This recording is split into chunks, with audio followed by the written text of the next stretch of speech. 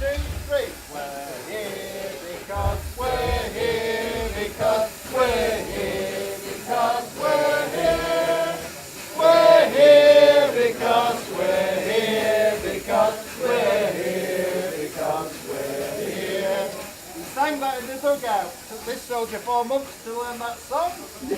You've got 3 seconds. 1, 2, 3. We're here because we're here because. Home from the Front started as an exciting project to bring the Heritage Railway, the Heritage Centre here at Elsecar and the University in Barnsley together, and to bring those partners together to create something, to do something that's living, so to give students in travel and tourism active sort of real life experience, but also to give the Heritage Centre and the railway a connection over a project which had some meaning and had some poignancy to it, which for us was the end of the First World War and the centenary in October and November 2018. I mean, I suppose I'm a bit older than some of the students, so I've been to lots of museums, done lots of things.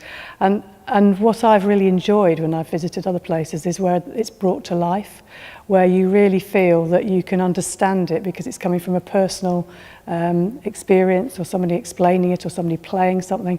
And so I thought the idea that Ollie came up with was fantastic, because it was really about putting the art into that as well as the science, if you like, so that you had the personal bit about it and brought it to life. And in the posh class, hey, Jill Marshall. Home from the Front was an immersive First World War experience. It invited visitors to come and travel on the Elsecar Heritage Railway in South Yorkshire, on a mile of track, on a vintage steam train and a vintage railway carriage which we brought in especially for the event, and we place actors, student actors from the University Campus in Barnsley.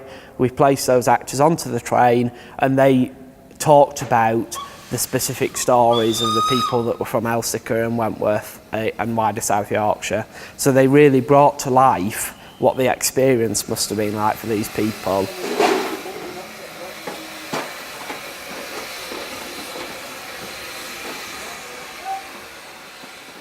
I've lived here over 30 years, and I was involved right at the beginning to actually recognise that the workshops and the whole of Elsecar actually had a tremendous history. And I think what's happening now is people are beginning to recognise that. I think the people who'd lived here, been brought up here, just took it all for granted because this was their village and that's what had happened, that was it. And now they're really beginning to see the benefits and what's going on, and to recognise how much of their own history that's about, their personal history, if they've been around here. And I think it's also about the rest of Yorkshire recognising that as well, and even the rest of the country and internationally, because it is just a fantastic area to see. I always say that the moment at which I knew it was going to happen was when we got the funding from Great Place. And so that confirmation was the critical point for me.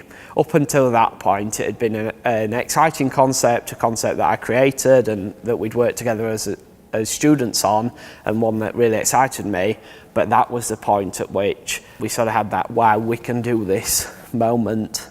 The different elements of the project involved, the main feature was the train and the actors on the train and what was happening there. But then there were 2 other bits to this. One was a concert which we held in the Ironworks at Elsecar, and that was a commemorative concert because it involved the music of 1914 to 18, and we were singing the songs that related to that era, and that involved both a local Elsecar Harmonic Male Voice Choir and also the South Yorkshire Police Band. The third element of it was an Armistice Day tea held in the Milton Hall in the village, and that was to commemorate and to replicate what had happened in the village in 1919 actually, but we brought it forward to 2018.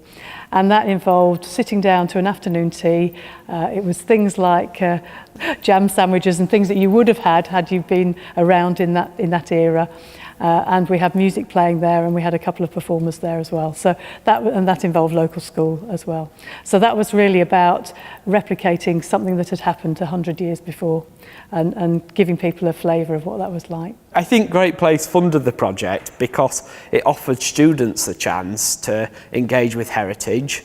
It was a good opportunity for Great Place to engage with a sizable amount of young people.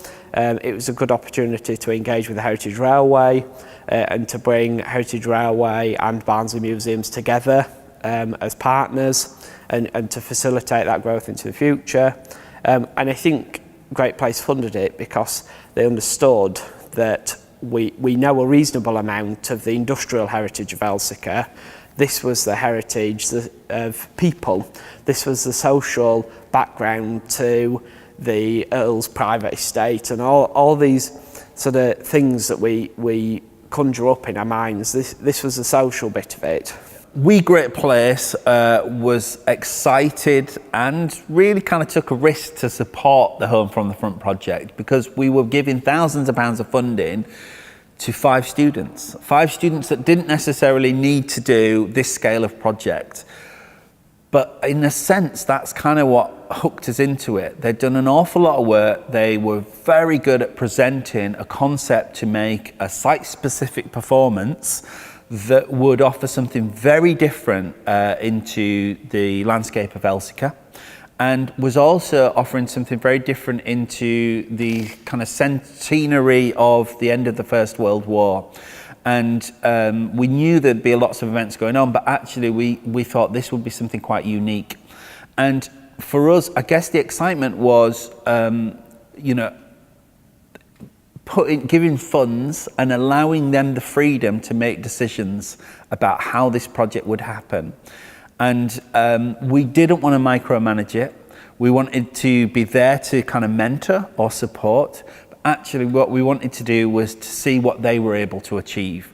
And we were fascinated to learn from that journey, whatever, in a sense, the end product or performance was going to be.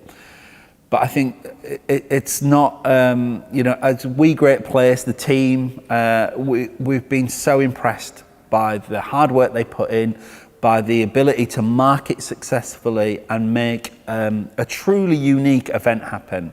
So we're incredibly proud, as all the students should be. And I think, the argument here for us is there are amazing ideas within young people, within students, within communities that need tapping into and supporting to make things happen. I think it's really good that Great Place take a risk on projects like this and fund it, because I suppose in society we really need to have a go at lots of different things and try things out. And if you don't take that risk of doing that, then we'll never move forward, we won't progress, things won't be different, everything will just plod along as it is. So it's really good that that money came in, that was another highlight for us, and that actually you then let us get on with it. And I think that was quite interesting, because I think we thought that Great Place might well manage it more, but actually you sort of handed it over and said, right, it's your project, you go and get on with it. We'll touch base with you periodically. But I do think it's important for the community, it's important for the people around, it was important for us as students. And there's all so many stakeholders who'd be involved in the fact that it was something you took a risk on as Great Place. One of my greatest highlights of the project was the railway carriage arriving.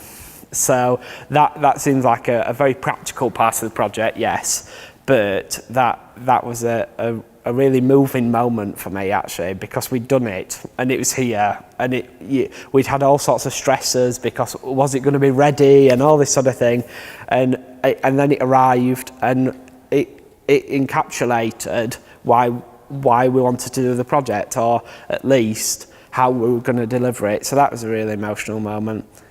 I think there was another really emotive moment, which came about 2.5 weeks before the first day. So we went to see the drama students in their first dress rehearsal of how the project was going to go.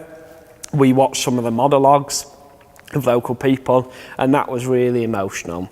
These people were brought to life again. And I think one of the things that I'm really proud of sort of post-event is not that we brought singular stories to life. It felt like a whole community came alive again, and interacted with each other like it had done 100 years ago, you know, and to me that, while that might not have been the motivation at the start, that's definitely one of the most rewarding things about the project.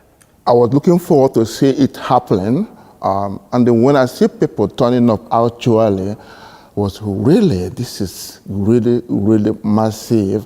To me, it was not, I didn't see it as a great thing actually. I was like, let's go and do it and see how it happened. But when people start turning up and then begin to show their views and how they feel and what we are doing, encourage us the more and motivate us to do more of it.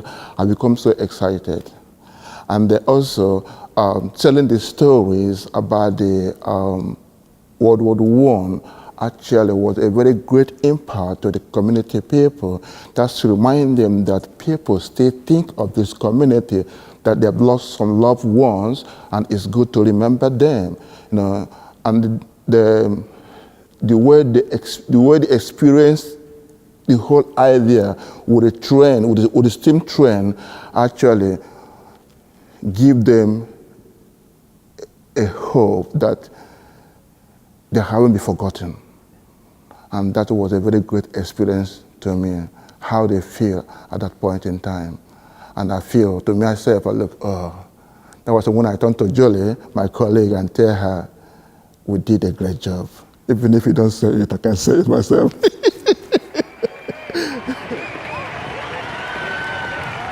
cheers for the King!